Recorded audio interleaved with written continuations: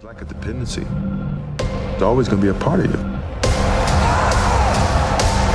Shot by Jordan.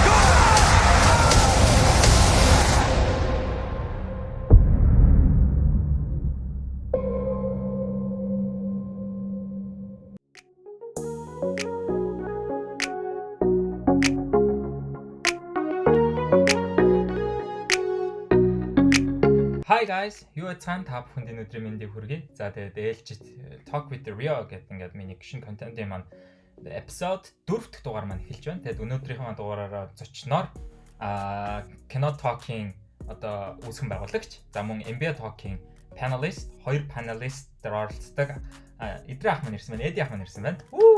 За баяр хүргэе. Өдрийн мэндийг хүргэе. Чамд ч гэсэн өдрийн мэндийг хүргэе. Баярлалаа. За тэгээд өнөөдөр хоёулаа болохоор ярих гэж байгаа кино маань угаасаа бүгд мэдж байгаа бах тий. The Last Dance. Тий.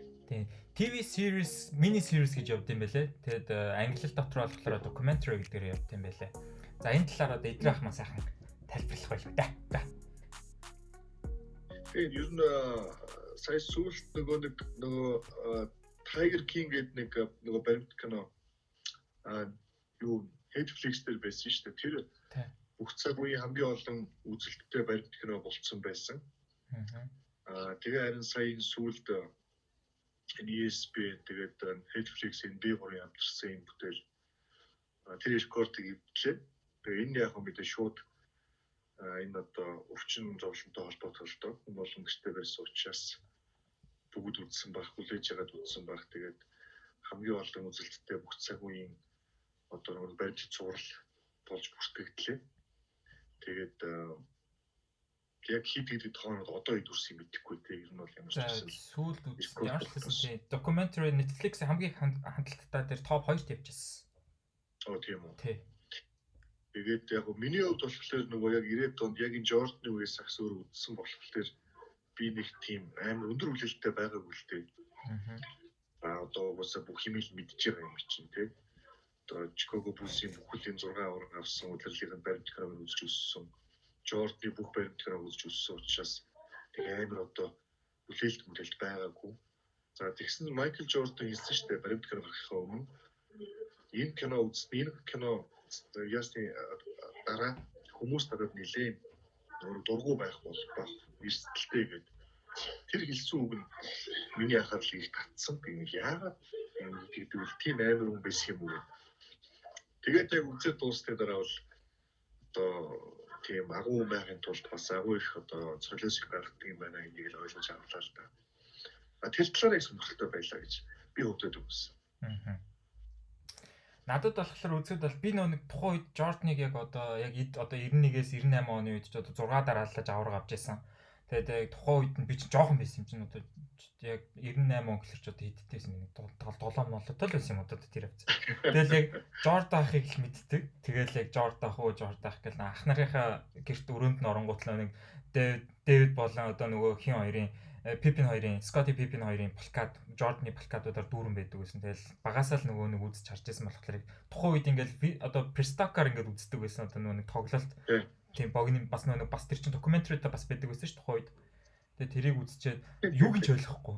Тэгэл гоё юм байна гэж үздэг байсан. Тэгээд сая Netflix дээр Last Dance гараад яг үзэнгуутл бас миний мэдээгүй зүйлсүүдийг үзсэн ч гэсэн мэдээгүйсэн зүйлсүүдийг бас энэ дэр нэлээд тусгаж өгсөн.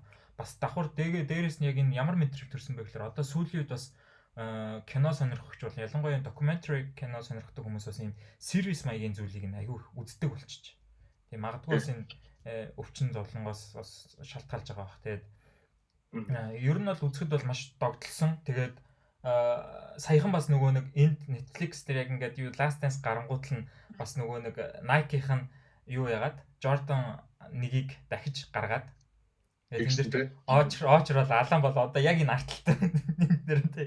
Энийг авсан нэг яг энэ нэгийг авсан яг тэр арталтай байгаа даа тий. Өнөөдрийнхөө vibe-тай зэрэг. Ер нь эхлээ фейлцээ. Тэр чинь очрлоо зогсчихсэн чинь биш нөгөө нэг банкныхаа картыг алгуулгацсан. Тэгээд тэгээ 2 цаг очилж байгаа байхгүй тэр чинь. Тэгснэ яг оцсон чинь нөгөө юу бэлнэр хийхгүй картаар хийнэ гээд. Тэгээ би чинь баг шарлахсандаа баг бүх Nike-ийн салбаруудаар очсон чинь тооцоо ихгүй. Тэгээ эний чинь бүр сайтн дээр одоо дамлаж зардаг сайтн дээрээс нь авч ирсэн баг. Хэд дахин дамлагдчихд юм бэ лээ угаасаа ингээд. Тэгээд энэ бас Last Dance-ийн нэг гоё юм ч яг мэдээж хүн болгон Bulls-ыг мэднэ. Мэдээж хүн болгон бүгдээрээ Michael Jordan-ыг мэднэ. Тэгэхдээ хүмүүс юуг нөгөө нэг сайн ухаарж ойлгосон хүмүүс бол байгаа бах. За ухаарж ойлгоогүй хүмүүс ч их байдаг. Ялангуяа одооны үг залуучууд бол Bulls гингүүтэл одоо бидний хувьд нөгөө нэг Charlotte оны нөгөө Boston Celtics те Lakers бид нар яг сайн мэдэхгүй зүгээр л нөгөө түүхийн бичлэгээс амжилтаас нараал за агуу баг гэж боддог байсан болохоос ш. Яг тийч хүлэн зөвшөөрөх хэмжээнд юусоо очдоггүй л байхгүй юу. Bulls-ийн хувьд бол 90-ад он дээрээс нь дэлхийн зах зээлийнх нь яг тийм шилжилттэй биш те. Манай улсын хувьд бол бас ингээд өөр нийгмээс өөр нийгэм рүү шилжиж байгаа үе те зах зээлийн нийгэм орж байгаа үе. Ер нь 90-ад он бол аюу тийм юмны шинжилгээтэй тийм ирэн үеэлтэй. Телевизийн үед ч гэсэн бас 90-ад он бол мэдээж бүх мундаг уран сайхны кинонуудаас ахуулаад телевизийн шоунууд чи 90-ад онд л бүгд гарч эхэлсэн шүү дээ. Тэгээд яг энэ Chicago Bulls гэдэг энэ багийг за ер нь ихэнх хүмүүс ер нь бүх спортын түүхэнд хамгийн агуу баг гэж л боддог ярьдаг байсан. Тэрийг эргээгээд бидний ухаан саруулна эргүүлээ суулгаж өгч юм л доо. За мэддэг хүмүүсүүд бүр ингээ ойлгуулж чинь те. 8 жил 6 удаа авраг авна гэж юу гэсэн үг юм бэ? За дээрэс нь тэгээд нөгөө нэг MJ гэдэг энэ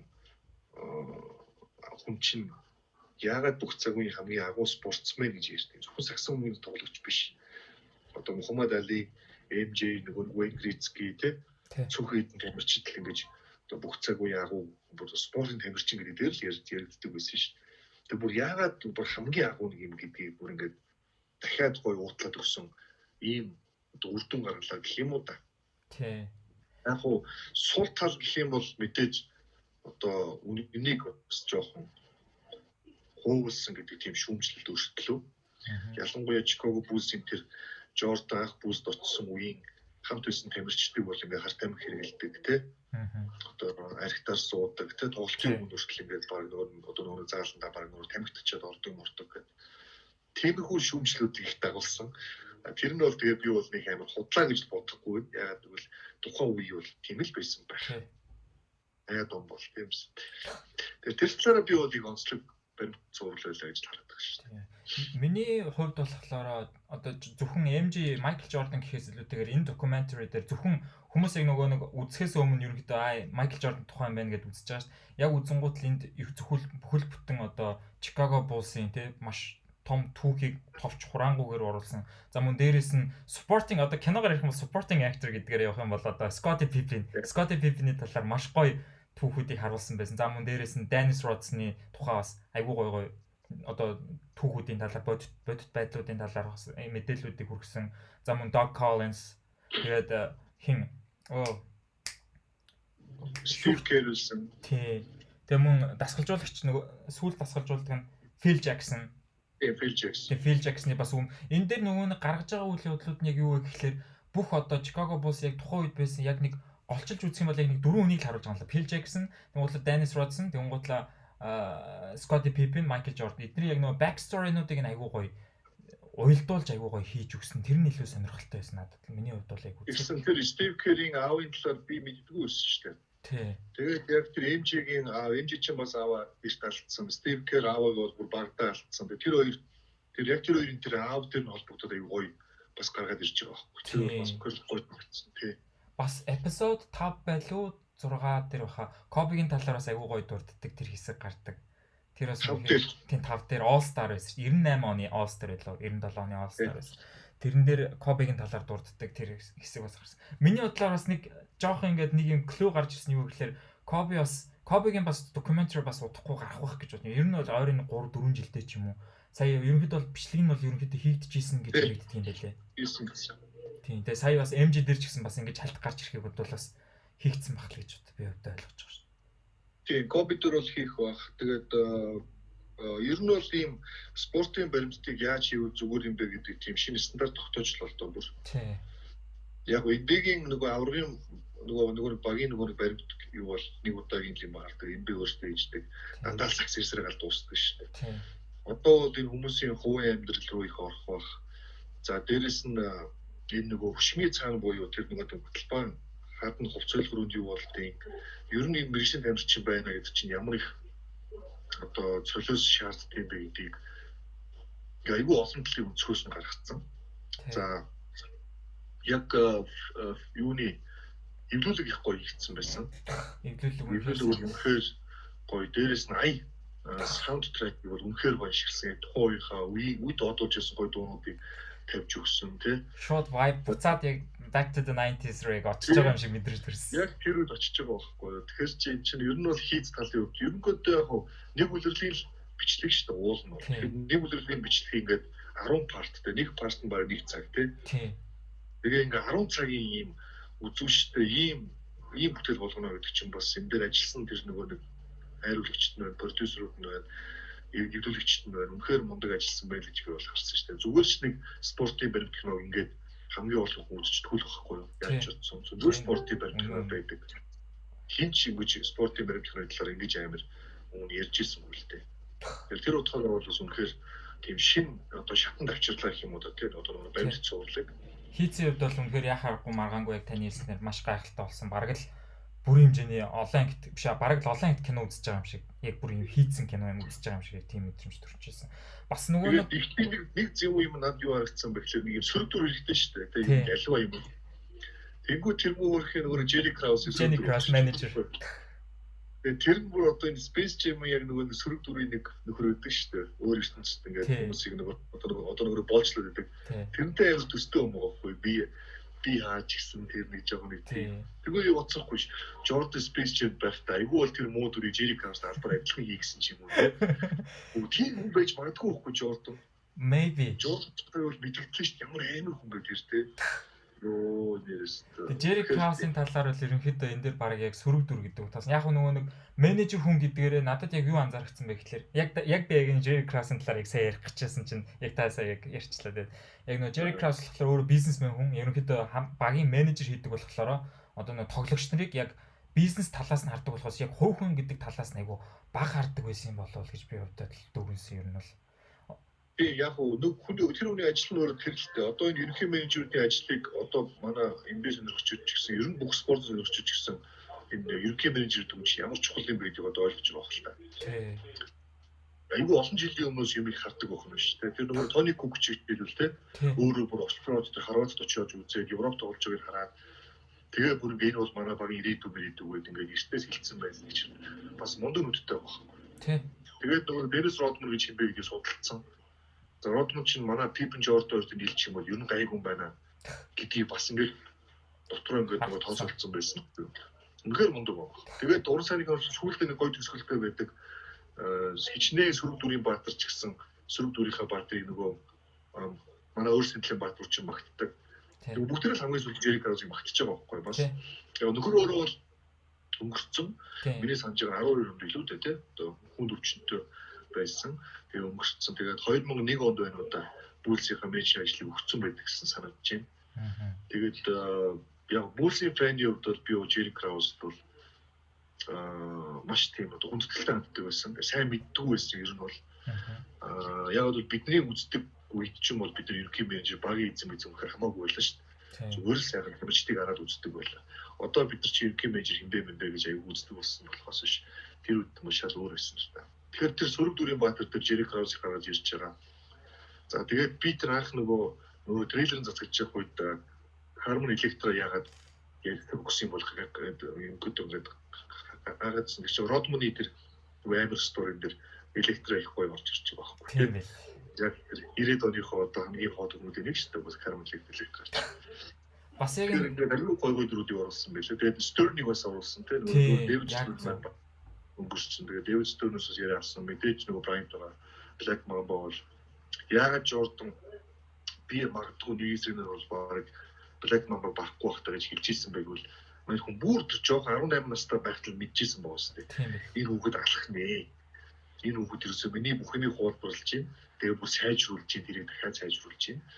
Тэр копи гэж бас ямар агуу тэмэрч юм гэдэг бид тэр ганцхан тэр эпизодны эхний 20 минутаас л мэдчихэж байгаа. Тэр чи яг нөгөө нэг All Star яг нөгөө арын өрөөнд яг хоорондоо ярьдэн шүү дээ. Яг MJ. Тэгээ мөн яг тэрэн дээр бас Lakers-ийн бацаад бити бөмбөг өгөө гэж байгаа. тэгсэн чинь мангар Коби бүр мангар том дууралтай би MJ-г авчи гэж. Тухайн үед ч одоо бас залуу байсан шүү дээ 98 он гэдэг чинь. Тийм шүү дээ. Анхны All-Star шүү. Анхны All-Star. Тэгэхэд бол үнэхээр гайхалтай байсан. Тэгээд бас нэг сонин зүйл гэхэлэр би нөө жоохон байхдаа яг Перстокер үздэг гэсэн кинонуудаа санаад байгаа байхгүй. Деннис Родманыг бас би Холливуудын кинонуудад бас тоглодог байсныг гадарлаад идэв гэсэн чинь бас Деннис Родман ч нэг миний санахаар Jean-Claude Van Damme-тай зөв нэг кинон тоглолт шүү дээ. Одоо нөгөө нэг юм мөрдөгчтэй кино. Яг тэр чи ямар нэртэй кино лээ дээ. Double Team гэдэг. Тий. Тэр кинон дээр гардаг бас нэлээдгүй бас хідэн кинонуудаар бас тоглоод амжицсан байлаа шүү дээ. Хамгийн албастай кино болохоор нөгөө нэг зааж би бас нэрийг мартчихад байна. Бас нэг кино гэдэг. Тэн дээр бол нөхөр бол нөгөө Double Team шиг бас тийм өрөөрөлтөд тоглолт. Тэгээд нөгөө Double Team дээр бол нөгөө Van Damme дээр чинь тийм хос гэх юм уу да тийм акшн кино шүү дээ. Тийм одоо Rush Hour шиг. Миний санджаар 96 97 онд гарсан кино байсан гэж миний нөгөө тэр нөгөө Double Team бол яг сайн кино бол биш. Тэгээд мэдээж ингээд тэгээд нөхөр бас нэлээд олон кинод одоо нөгөө өөрийнхөө дүрээр ч юм уу олон жижигхэн дүрээр бол орж гарсан байт юм шиг байна. Тэгээд 90-ад оны тэр нөгөө ТV шоунууд гарч ирсэн нэлээд гарч ирсэн. Санагдчих шүү. Деннис Родман бас өөрөө ерөнхийдөө бас нэлээд сенсац дунд байдаг гэдгээр нэлээд алдартай хүн. Тэгээд сүүлд чинь бас нөгөө нэг Ким Жон Унтай ч найзууд тэгээд хойд Солонгост очиж тоглолт хийж бас нэг олон түмнийг гайхшруулж ирсэн нэг үе. Тэр чинь 2 жилийн өмнө. Саяхан ч тэгээд хэтрүүлж хэлэх юм бол ерөнхийдөө дэлхийн 3 дахь дөрөв зогсоосон гэж ярьдаг байхгүй юу? Тийм үү. Яг одоо Америк тэгээд хойд Солонгос хоёрын хооронд олдож өгсөн ганц хүн шүү дээ. Тийм тэр бол яг үнэ. Яг тэгвэл хойд Солонгосын ямар ч тэр лидерүүдтэй Америкийн лидерүүдээс очроо олждаггүйсэн. Тэгээд нөгөө Дональд Трампыг уулзуулахад Родман хооронд нь одоо ингэж ууж өгсөн, холбож өгсөн хүн болцсон байсан байна. Тэгээд сүүлд нөгөө Дональд Трамп хоёр жойрд уулзаад тэгээд ерөнхийдөө бол ингээд бас тухайн үеийн нэг тийм үйл ойлголцол өгч бас гай болсон юм шиг байгаа. Тэгэхээр ер нь бол бас тийм нийгмийн маш том ажил хийсэн гэх юм уу одоо Родманыг бол тийм бай. Тэгээд Родманы тэр үсгсэл бид нар ч юм бол бас тийм шинэ нөгөө трендийг бий болгож ирсэн. Одоо нөгөө Demolition Man гэдэг кино байгаа шүү дээ. Wesley Snipes. Stallone хоёр. Wesley Snipes-ийн дүрчин бол яг л тэр чигээр Деннис Родман байгаа шүү дээ. Үс яг тийм өнгөлөг шар өнгөтэй тий. Тухайд бол нэг цоошин стилийг өөрөө бараг бий болгож ирсэн. Нэг хэсэг хугацаанд өөрөө нэг нөгөө яг нэг feel down болцоод тэгээд яг нөгөө гарч ирэхдээ өөрийгөө бүр шинжлээд гараад ирсэн яг тухайн үедээ. Бас яг тухайн үеийн яг 90-ад оны үеийнхаа бас бүр хамгийн шилдэг хамгаалагч нарын тоонд ордог Деннис Родман ч. Би бараг нөгөө 7-8 үйлрэл нөгөө юугаар ребаундер лигийг хэрэгүүлсэн.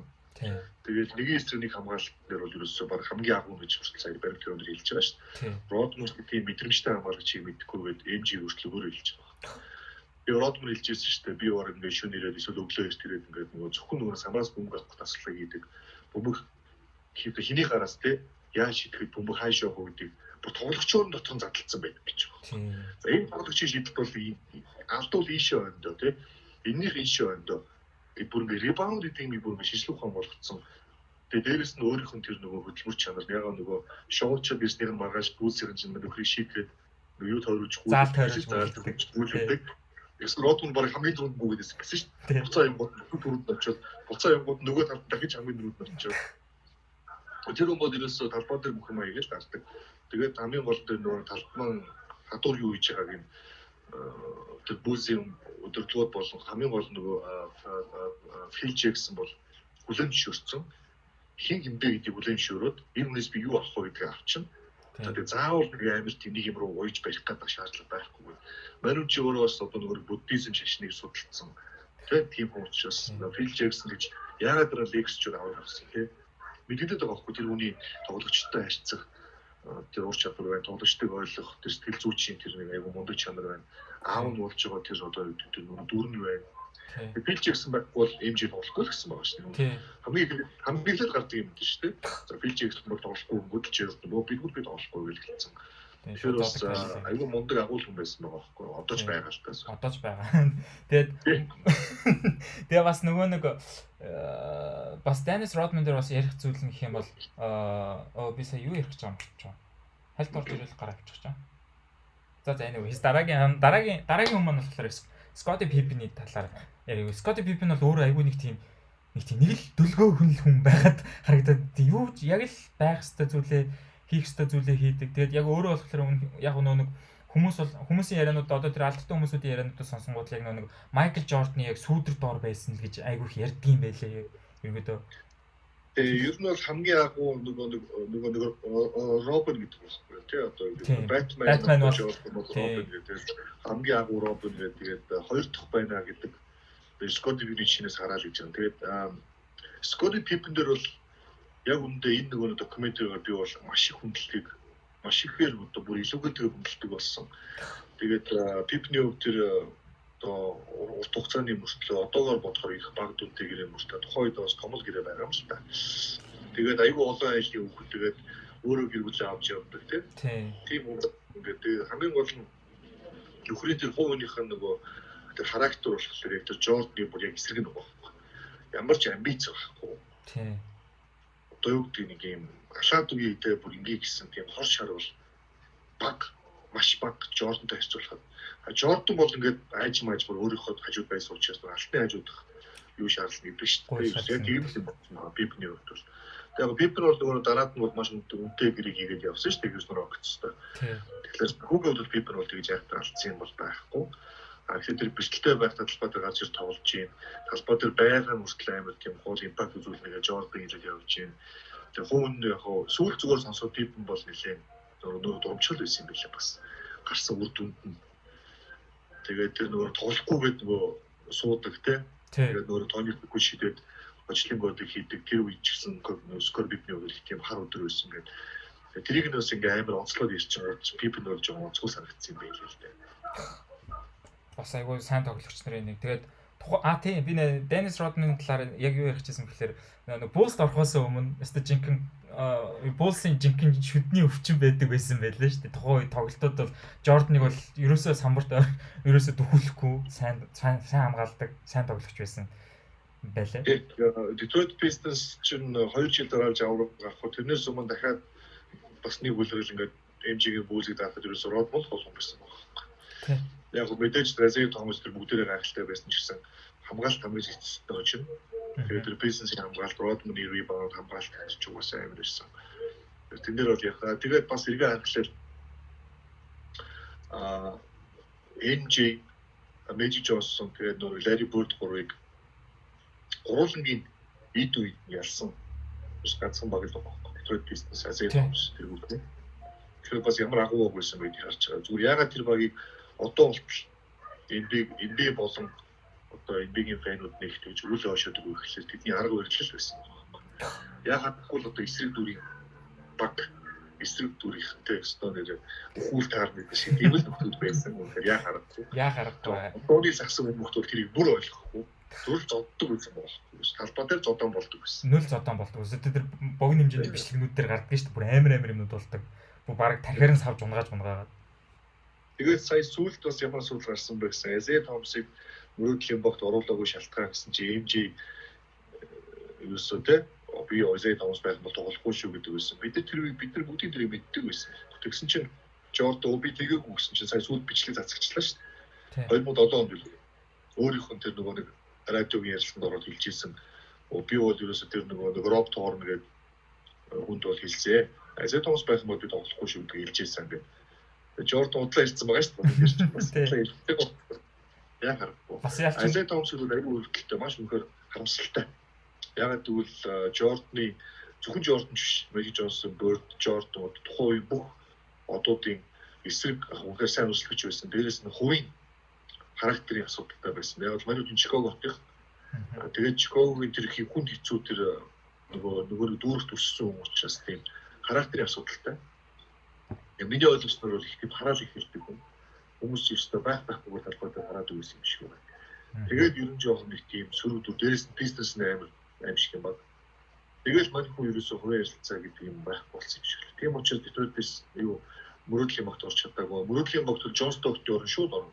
Яаж ч удаа бүр асуудалгүй байна. Тийм л байсан. Ер нь Larry Bird-ийн орнд хүртэл орох боломжтой. Larry Bird бол өөрийнхөө карьерийн сүүлд очсон байсан. Magic Johnson бол бас асуумын карьер баг нөгөө дуусч үе байсан. Тэгээд энэ хоёрыг хасаад Азия Томс гэхэл бид нар юусоо төсөөлөхгүй байна. Яалч аргагүй бас нэлээд хэдэн жилийн өмнөх үйл явдал болохоор хүмүүс бас зарим нь бол мэдгүй хүмүүс амар их байгаад байгаа болохоор энэ яг Азия Томс гэж яг ямар хүн бэ гэдэг талаар магадгүй бас энэ докюментариг үзээд бас багчсан ойлголттой болж байгаа гэж. Бас нэг миний ойлголттой болсон тамирчин гэхэлэр хин Чарльз Барклигийн талаар бас маш богино хугацаанд мэдээлэл гарч ирдэг. Би бас тухайн үе одоо бас MBA чинь тайлбарлагч хийдэж шүү дээ бас. Тухайн. Тийм гол би яг энэ хүн яг өмнө нь яг ямар хүн байсан бэ гэдгийг би яг тоглож ирсний санаанд байдаг. Тийм гутлаа яг ямар хүн байсан бэ гэдэг бас энэ докюментаригаар бас багч гисэн мэдээллийг бас олж авсан яг энэ юугаар тийм Барклигийн хувьд ёстой нэрэл тухайн үеийнхээ супер одуудын нэг байсан. Тэгээд өөрөө одоо бол угаас аналист ажлыг хийгээд нэг тийм хүмүүст одоо өөрөө доогдуулдаг хүн болчихсон. Тийм. Одоо яг манай Инбитокийн баажи байхгүй юу? Одоо баажи гэдэг үнийг бол өмнө амтлыг мэдэхгүй хүмүүс энэ ч одоо ямар хачаа амт юм бэ гэж бодлоо. Тэгээ яг өмнө амтлагийн түүхийг үзэхлээр чи агуу хүн байгаа шүү дээ манай баажи. Тийм. Мань мэдээгээ бодвол тийм амар мундаг үе шүү дээ. Тэгээ Баркли яг адилхан байхгүй юу? Яг адилхан. Тоглогчид үнэхээр агуу. Үнэхээр мундаг хүн байсан тийм шүү дээ. 20-20-ыг асуудалгүй байдаг. Тэгсэн мөртлөө өөрөө 2 метр хүрээгүй шүү дээ өдөр. Тийм. Тэгээ тийм тамирчин байсан гэхлээр тэгтээ хоёр хүн бол залах уу? Тэрийг нугасаа сүлцгөрөө би хэлж байгаа шүү дээ. Чарльз Баркли таамт Хьюстон Рокс очоод олонжоо би түрүү алыг гэсэн чинь тэр муу бүдүү амт чи өстө бөксөө хөдлөдөг амт байлаа гэх. Тэгээ би чи уурлаад нөгөө Портланд руу солигддог байхгүй. Тэгээ маань залхуул байсан билий хиддэг. Тэгээ яг нэг тийм одоо тэгээ тийм харуудын биений онцлог ус байдаг. Тэгээ зөвхөн харуудч биш. Ер нь бол ингээд одоо нөгөө American natural man food хийхээр яваасаа хүмүүс хагалдаг тийм юм л орцсон. Одоо угаасаа Барклиг мэдчихэж шүү дээ. Ямар битгээ бид нэр. Тэгээ яг сая баажахыг яг тэгж ирсэн чинь нэг би нэг хизээл хэд хоногийн өмнө нөгөө нэг тийм ялтах баажах хоёр бас нэвтрүүлэг хийж байгаа юм билээ шүү дээ. Контент. Тэрэн дээр яг ялтах баажахыг хийж байгаа байхгүй. Одоо ингээд манай MBA talk гэж чинь одоо панчаан баажах байхгүй юу гэж. Сая яг нөгөө төгөр болохоор одоо юу гэдэг нөгөө TNT-ийн шоу Барклиг бүр үзүүлдэг шүү дээ. Мэдээж хокийг баажиг бүр үзүүлдэг шүү дээ. Мэдээж. Баажахын инээд нь бас үнэхээр одоо чимэг болсон. Зарим хүмүүсүүдийн сэрүүлэг болсон гэж хэллээ шүү дээ. Амар. Одоо намайг тэр блогт ороод өгөөч гэдэг. Би тэр нь орчод амар орчмоор бол. Та нэрээ чаленж дуудсан байсан тий? Дуудсан. Намайг тэд чи өөрсдөө чаленж дуудсан. Бэргүүлээ дуудсан. 13 яасан. Зөв. Удахгүй баажах хариугаа хэлэх баг. Тэгээд бас таарсан тэгээ бодож байгаа л чи. Үсэн басан тий? Тэр бааж ойж үсэн. Тийм, усах дээр л ерөнхийдөө алдсан юм. За бас нөгөө нэг энэ докюментари дээр бас нэг хальтхан дурддагсан зүйлүүд гэх юм бол MJ өөрийн гэсэн одоо пүүзний одоо юу гэх юм бэ? Соёлыг бий болгосон гэх юм уу та. Одоо тийм хамгийн нэгдүгürt одоо ч хүртэл байгаа энэ зүйл. Тэгээд энэ пүүз гэдэг зүйлийн соёлыг анх ч нь өөрөө болохоор Adidas аягүй их дуртай байсан юм байлаа шүү дээ нөхөр. Тийм. Тэгээд Adidas дуртай байж байгаад нөгөө нэг тухайн үед яг л нөгөө нэг MBA-ийн одоо пүүзийг үйлдвэрлэгч нь Converse болон Adidas хоёр л байдаг. Бол ингээд энэ хоёр л байдаг гэсэн. Тэгээд унгууд нь ээж нь санал болгоод одоо ингээд чи Nike-тай ингээд хамтарч ажиллаад үзээ. Тийм уулзаадхаа л гэсэн. Тэгээд тэнгуут л яг очиод уулзсан. Тэгээд гэрээн дээр хамтарч ажиллахаар болоод тэгээд одоо энэ Jordan 1 анхны. Одоо гэхэд Jordan-ы одоо энэ гайхалтай одоо энэ загварууд одоо биш та одоо ингээд Jordan 1, Jordan 11, Jordan 6 гээл. Тийм. Энэ бүх зүйл ер нь бол энэ нөгөө нэг ямар ч пүүз, ямар ч спортын хэрэгсэл ер нь Jordan-оос өмнө тийм одоо everyday гэж бид нар ярьдаг шүү дээ. Тэгээ өдөр тутмын хэрэглээ юусаа байгаагүй.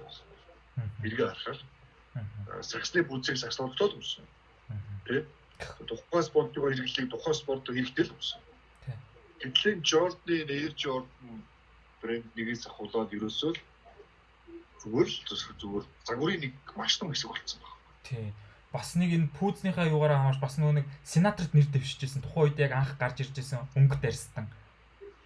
Би энэ хүнийг одоохон танихгүй. Гэхдээ би энэ хүнийг дэмжнэгээ шууд одоо пүүзэрээ одоо тухайн үед ч яг миний ойлгосныг зүг бахад ирчээ. Шууд пүүзэрээ шууд маркетингаа хийлгүүлээд тэр хүний юуг нь одоо санал дэвшээ. Тэрийг хүмүүс буруугаар ойлгодог яг тэр хэсгийг. Тэр киноны хэсэг яг тэр улс төрчтэй холбогддог хэсэг болохоор Jordan-ыг дагсан маш том шүүмж байхгүй юу? Jordan хар ажил тэр нэр дэвшигчийг яагаад ил гарч ирж дэмждэггүй бэ гэдэг шүүмжлэл одоо хар ажлуудын дунд гарсан байхгүй. Jordan болохоор тоогдын аль нэг хамбамыг юу дэмжихгүй. Нөхөр чи аль нэг өөр нэг нам те. Аль нэг намынхан гişүү байсан. Арчилсан байлоо та мен санаж байгаа. Jordan өөр болохоор би ус төрчихгүй гэж шийдсэн байсан. Тэнгүүтээ миний Nike-гийн чинь тэгэл одоо нөгөө нөхрийн эсрэг намынхан хүний эсрэг намынхан нэрээр тэгвэл хэд намынхан ч гэсэн бас ээж одоо өмсгөл байлгүй тэгээд тэгээ асуудал тооцоо юу гэхээр хар арьс ус төрчихөө яагаад Michael Jordan дэмжихгүй байгаа юм бэ? Хэрвээ ил дэмжсэн бол тэр хүн бол асуудалгүй гараад ирэх байсан гэдэг тийм шүүмж байхгүй. Тэнгүүд нөгөө хүнийх нь тэр юу халагдсан нөгөө нөхөр нь болохоор нөгөө нэг яг тэр усын бүрдээ гарсан хүн юм бэ гэхээр нөгөө намын цагаан ресит үзэлтэй нөхөр байсан байхгүй. Тийм. Тэнгүүд ч одоо юу гэдгийг Jordan ер нь яагаад энэ дээр ингэж хойш суусан бэ гэдэг зүйлийг л сая Jordan банд кинороо бас одоо амийг нь хаасан. Би бол ус төрчихгүй, вирус ус төрчихгүй. Би цагаараа бол би бизнесээ бодно гэж байна. Хэрвээ Michael Jordan хар арьс тэр хүнийг дэмжсэн бол магадгүй Air Jordan гэдэг брендийн борлуулалт буюу бид нар цагаан арьс худалдаа авчдаг нөлөөлөд манайхуу бизнесийн алдагдaltaй байх боломжтой байсан байна. Бүр магадгүй Америк даяараа цагаан арьснууд Jordan-ы үзийг авахаа болдог ч юм уу. Тэгээд жишээлбэл тийм болохгүй байсан байна. Тэр хүний тухайд магадгүй гарсан шийдвэр тийм бизнес шийдвэрс болов би хараад байна. Ерөнхийдөө бол баг нэг бизнесийн алдагдлалд орж магадгүй гэдэг үгнээсээ. Магадгүй. Тийм би ус төрчихгүй. Хэрвээ би ус төрчих юм бол ингээ бизнесийн алдагдлалд орох магадaltaй гэдэг. Мэдээж тэн дээр Обама урд хэлж байгаа шүү дээ. Тийм. Би уул нь бол тэр үед би чи ингээ хараач бас ингээ ус төрлөө авах гэсэн юм байсан ч гоо тэ. Тэгэхэд ингээ Jordan-ыг уулын тэгээ гоё ингээ дууссан бол бидэрт айгүй их гоё урам өгөх байсан гэж байгаа байхгүй. Тэгээд racial war буюу энэ арьсгалны ингийн тэмцэл одоо сая сүүлд нь юу болж байна те нөгөө Floyd гэдэг хараачсан залуу өгснээс хойш энэ нөр Америкчуудад айгүй эвзэг сэдвэлтэй. Тийм учраас энэ дэлхийн юм бол бид нар бол тийм яс Монголда чиглэл ойлгож чадахгүй. Гэхдээ Jordan-ы гаргасан шийдвэр тухай үед өөрсдийнх нь зөвл бол таарсан байна. Зөв. За ерөнхийдөө тэр хүн бол мөнгө өгсөн гэсэн шүү дээ. Санхүүгийн дэмжлэг өгсөн. Санхүүгийн дэмжлэг өгсөн гэсэн. Ил дэмжив. Тийм 70. Тийм. 70 үлбэрээр дэмжсэн юм. Тэгээ бас одоо товчондоо бас энэ киноныхаа талаар хүмүүс үзээрэй гэж хэлдэг нь юу вэ гэхээр энэхүү докюментариг үзэх юм бол ямарваа нэгэн одоо ялагдал хүлээх одоо ерөнхийдөө бүх юмны ард хүрэх гэж л байгаа бол заавал эцсийг нь үзэх хэрэгтэй гэдэг маш том мессежийг бас энэ дээр өгдөг байгаа. Тэгээд үзээгүй хүмүүс бол заавал үзээрэй магадгүй одоо баг сагс сонирхдаг баг бүхэл хүмүүс үзсэн байгаа хэл гэж бодож байна. Тэгээд одоо space-ээр уршигтай гарч эхэлж байгаа. Тэгэхээр яг нөгөө англиар нь бас сайн ойлгох хүмүүс бол одоо илүүсээ ойлгож авах гэж би бодож байна. Тэгээд манай space-ийн багийнхан тэгээд манай нөгөө баясаа эдгээр уршигын дээр ажилласан байгаа. Тийм учраас орчуулга бол би бас сайн болчихгүй дэвлэлцэхгүй. Тийм учраас яг монголоор ингээд гараад авч байгаа. Монголчуудын хувьд бол одоо бол яг ингээд жишээлбэл Netflix үзэх боломжгүй үзүүлэлтүүд байгаа байхгүй. Бидний хувьд одоо ингээд монгол хэл дээр үзвэл бас илүү ойлгохтой юм болов. Хамгийн гол миний анзаарсан мэт жишээлбэл адилхан. Хэрвээ ямар нэгэн зүйлд хүн одоо агуу тийм бол за бүх цагийн агуу гэж одоо ярих болчих. Тэгвэл өөрийнхөө хийж байгаа ажил дээр хамгийн шилдэг баяг бол тодорхой хэмжээнд золиос гарах хэрэгтэй гэдгээс харууллаа л та. Золиос гэдэг чинь юу юм бэ те? Jordan бол хувийн ярилцлагад идэвхтэй нөгөө золиослсон байгаа гэсэн. Хувийн ярилцлага золиослсон. Jordan шиг байж би 24 цагч байж чадахгүй гэж хүртэл мэдэж уус хэлж байгаа шүү дээ. Чи бүр амар хэвээр аюу хэцүү шүү дээ гэдгийг харуулж байгаа байхгүй. Гэхдээ яг эргээд тэгээд хариуцлага гэдэг нь маш өндөр юм байна. Ийм хэмжээний үнээс ямар хэмжээний хариуцлага яг өөртөө адилхан хэмжээний тэр агуу хэмжээний хариуцлагыг нэгтгэв байна нэг юм өөр. Тийм учраас олонний танилцаа тэгээд одоо селебрити за тэгээд бүр супер од тийм ийм хүн байна гэж ямар хэцүү юм бэ гэдэгс ч өөр харууллаа л та.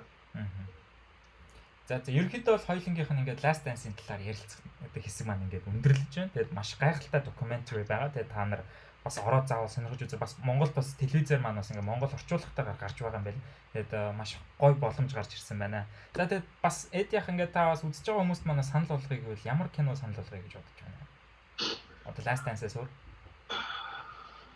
За би сая дахиад тэгээд дандаа өмнөөс нөгөө кино токороос хэлцэндээ гэхдээ би дахиад хэлмээр байгаа юм. Бас үнэхээр агуу бүтээлтэй тэгээд Infernal Affairs гэдэг Хонконгийн одоо 3 ангитай кино байгаа. Тэгээд оргийг нь болохоор нөгөө оргин энэ өөрөө оргин. За сүүлд болохоор одоо нөгөө Departed гэдэг Тий. одоо Martin Matt Damon, Leonardo Scorsese, DiCaprio-ийн тоглолт. тэр All Star cast-тэй тоглосон. Тэр нь болохоор Оскар өгсөн шүү дээ. Тий. Тэр цаашаа явахгүй энэ гурван анги бол өөрөө. Тий. Яг talk үзэж байгаа та яг тэгж ярьж байсан. Би үзэндээ л гэж бодож байгаа. Би тэгээ сая энэ киног өнгөрсөн талаар дахиад үзсэн байхгүй. Би ингээ 3 дахь баг 4 дахь үзэж байгаа. Өөддөггүй байхгүй. Ингээд үзэх болгоно ингээ дахиад гоё юм гарч ирдэг. Дахиад гоё юм ойлгодог. Хонконгийн жүжигчид өөрсдөө ямар ч юм уу жүжиглэлтэй. Тэр зураглал, тэр эвлүүлэг, тэр акшн, тэгээд тэр текст зохиолууд ямар гоё байдгийг бүр болдог бол би Хонконг хэллийг сураад те одоо хятад хэлийг сураад яг ориг хэлтэй үлддэг ойлгож үзмээр санагдсан юм уу. Editorial affairs-ийг би санал болгомоор байна. Бас үнэхээр агуу бүтээл бас хүмүүс үзэж амжаагүй бол заавал үзээрэй гэж хэлмээр байна. Окей, би бас энийг өөрийнхөө листэндээ оруулна. Миний хувьд болохоор би арай үзэж амжааг байгаа. Тэгээд яг нөгөө кино токер ярьжсэн байхгүй юу? Тий. Кино токер ярьж байхад нь би Departed яг өмнөх анги нь болохоор Хонконгийн хийсэн кино байдаг аа гэд та яг ярингуут л нөө тийм ямар яг өмнө нь сонсчлээсэн л та тэгээд жоохон байхад л ах ихчнэр л үздэг байсан юм шиг байна. Тэгээд би яг тухайн үед яг нөгөө сонирхохгүй яг тэгээд жоохон ингээд нас яваад ирэхлээр чинь хүн чинь бас яг иймэрхүү кинонуудаа сонирхож эхэлдэг юм байна шүү дээ яг ингээд. Тэгээд яг одоо сүүлийн үед бас амар documentary амар үздэг болсон. Тэгээд сүүл ямар докюментари үзв? History Zonic Netflix дээр орсон байсан. Өөстөө би бүгдийг үзсэн шүү дээ. Амар гоё докюментари байлаа. Надад бол амар их таалагдсан. Эхлээд нөгөө fast food-ээр эхлээд 2 дугаар ангиасаа шууд нөгөө сансар огторгоо NASA-гийн талаар ярилцдаг. Тэр бол үнэхээр гайхалтай байл. Бүр айгуугаар мэдээлэл өгч байгаа шүү дээ. Зүгээр л тэгээд бас юу Netflix дээр байгаа. Чи өөрөө бас Аз улсад амьдарч байгаа учраас бас энийг сонирхолтой байх болов. American нөгөө Factory гэдэг байна. American Factory. Яа, би тэр яатсан байгаа. Тий, энэ болохоор Оскар өгсөн шүү дээ. Тий. Сая юугаар тий Оскар өгсөн. Яг ингээд Америк соёл, Аз соёл, ялангуяа Хятад соёл тий. Хятад Америкийн соёлын ялгаа, ажилчдын ялгаа, хөдөлмөр эрхлэлтийн ялгаа. Яагаад Хятад ийм агуу гүрэн болцсон юм бэ гэдэг энэ докюментари айгүй гоё жишээнээр зүгээр ганцхан компани жишээнд хэлчихэж байгаа. Үнэхээр бүр тасарсан бүлгээр үзээд гайхсан баггүй юу энэ чинь. Нэг хятад амар хөргөтөө Америкийн компани бодлож явал ажилчдаа авчирал Америкт ажиллуулж байгаа. Тий. Тэгээд дараа нөгөө Америк ажилчдыг нөгөө туршлага судлалын гүтээ хятад руу явуулчих байгаа. Бүр ингээд уснаас гарсан загас шиг болж ирээд Америкт болж байгаа. Тэгээ угаасаа нөгөө нэг яг Аз болон Америкийн соёлоодын ганц ялгаа ерөнхийдөө хамгийн жижиг ялгаа нь болохоор ерөөс ажилчид дээр ерөнхийдөө яг Аз дээр одоо жишээ нь ярих юм бол Солонгос, Хятад, Япончууд те ямар амар агуу хөдөлмөрч улсууд билээ те ерөнхийдөө бол өглөө гараад орой орж ирдэг. Өглөөнөөс ахвал ажил ерөөсөө ажил. Амхандаа Япончууд ч нөгөө нэг хайраа илэрхийлэхийн тулд сайн ажиллаж байгаагаа л харуулах хэрэгтэй юм л гэр бүлийнхээ илэрхтэй бол ерөнхийдөө яг тэгж харуулдаг. Энэ л өөрийнх нь хайрын гэсэн илэрлэл. Нөө хайртай гэж хэлэх ямарч боломжгүй завгүй байдаг. Тэр нөө илэрлэл нь юу вэ гэхээр л ажиллаа сайн хийдэг. Яг л юм. Тийм учраас бид нар ч гэсэн тийм юмд өсөөг байхгүй. Бид нар даавж нэрмэж гэсэн өө би ч ямар хайртай гэж юу багыг хэлж байгаа баг. Тийм. Яг одоо юу юм ч өөрчлөгдөж байгаа юм л та. Гэхдээ энэ бол яг гөрөн дөрн хоёрын ялгаа юм да. Хамгийн гол юм бол. Тэгээ бид нар чинь нөгөө нэг кино токерөөсөө баримт кино тусгаад өөр хийж амжаагүй шүү дээ. Тийм. Тэгээ баримт кино тусгаад өөр хийж ярьж байсан. Тэгээ 2 дугаар си즌 бол орчлоо. Аа. 2 дугаар си즌 дээр бол баримт кино төгмөө. Баримт кино бол үнэхээр гоё. Би тэгээд бас нэг санал болгох нь бас ярьжсэн кино токероо нөгөө нэг World War 2. Я би яг сая ярих гэж би яг сая та кино токер санал болгосон байхгүй юу? Тэгээд би яг за үзсэн. Эхлээд History Zone-ыг хэлчихэд дараа нь санал болгох кино World War 2 гэд яг ингээд ярих гэсэн харин яг та ярьчих юм. За чамд ямар байсан? Надад бол үнэхээр гоё байсан. Тэгээд дээрээс нь тэр бичлэгийг бүр ямар сайн янзалсан юм бэ? Бараг л орчин цагт хийдсэн юм шиг л харагдчихлээ шүү дээ. Тэгээ тухайн үеийн дайны үе яг бодит байдлыг хүртэл яг бүр үнэхээр тэр археолог бол үнэхээр эрдэнэ байлээ. Яг миний хувьд бол яг тэгж бодогдсон. Тэгээд би болохоор яг би тийм нөгөө байлдантай юм дайгуу дуртай. Уусаа эртөө хүмүүс чинь тэгж л үздэг шүү дээ. Тэгээд би дэлхийн 2 дугаар дайны тухай өстө гарсан бүх кино бүх баримтуудыг үзчихсэн. Тэгсэн мөртлөө би тийм цэгцтэй ойлголт авч байгаа юм байна. Аа. Бүр айгүй цэгцтэй.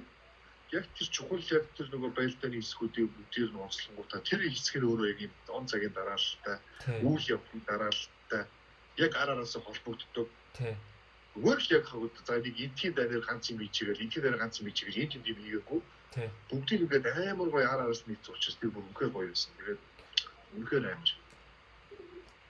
Надад одоо бас дахиад нэг санал болгох докюментари нь болохоор Bill Gates-ийн бас нэг Netflix дээр орсон цуврал байгаа. Тэр чинь өнгөрсөн жил орсон. Тийм билээ. Та үзээгүй юу? Бүгд ихнүүдэд тавьсан. Тий.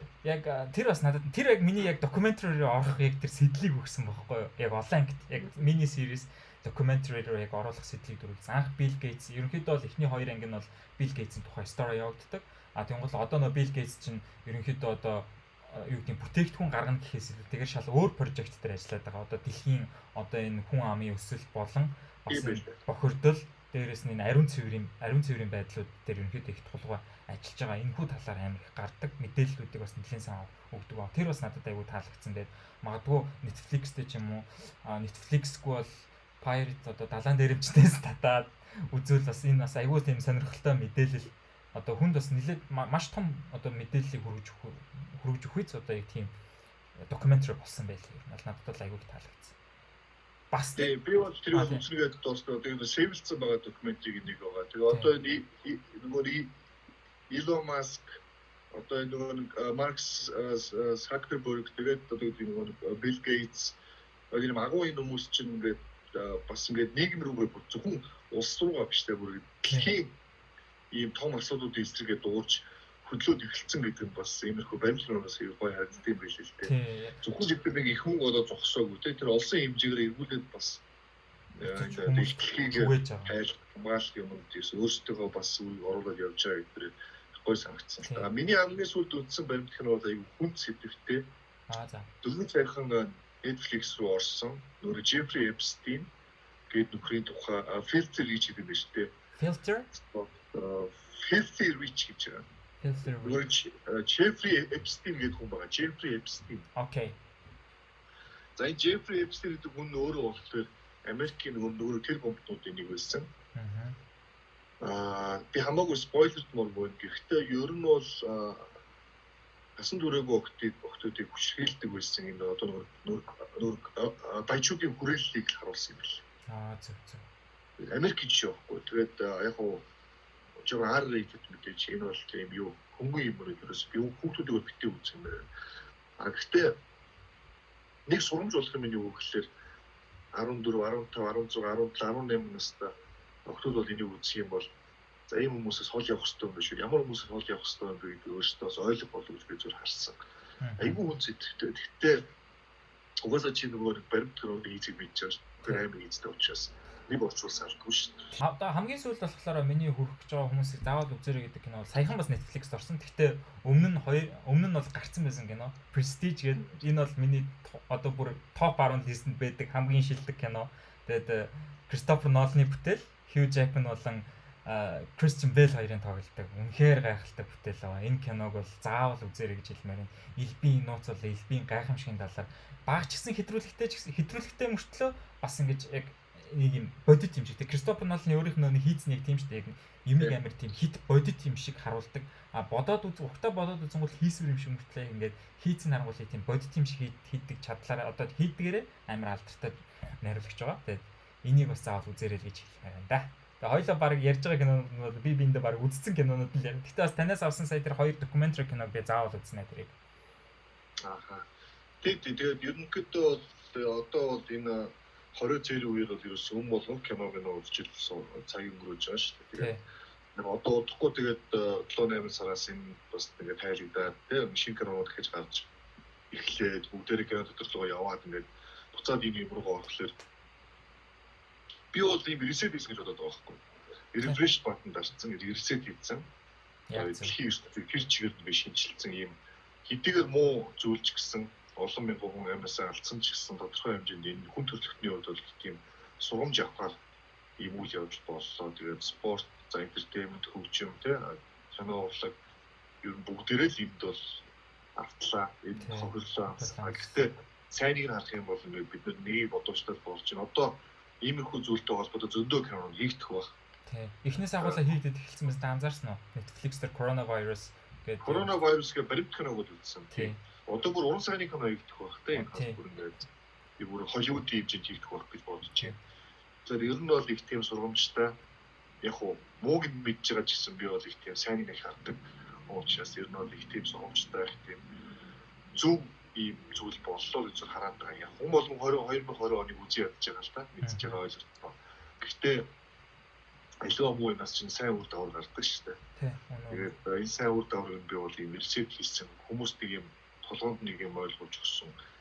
Тийм л одоо үйл явдал боллоо. Тэгээд дахиж ийм зүйл гарахгүй бол хүн төрөлхтөр байх хэрэгтэй байна шүү дээ. Хараад яг зөв.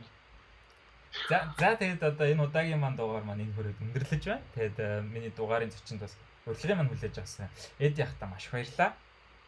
Тэгээд удаас дараа